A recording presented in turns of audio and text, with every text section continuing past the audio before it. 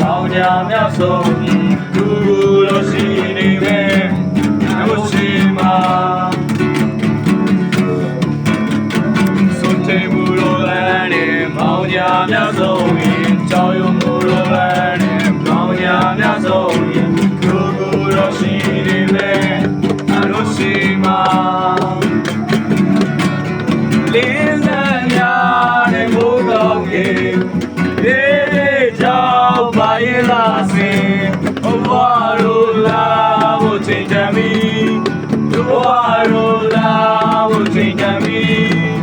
စေးသက်သွားရလမ်းများတင်အားတင်များနဲ့တို့တင်ပြင်းရှေးကိုစั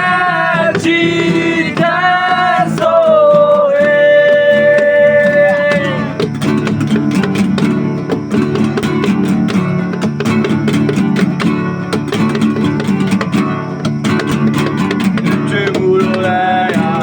ကလမ်းများစွာလွတ်လပ်မှုလို့ရှိရာနာဂလမ်းများစွာတတိနေရောရောက်နိုင်မယ်အလို့ရှိမှာ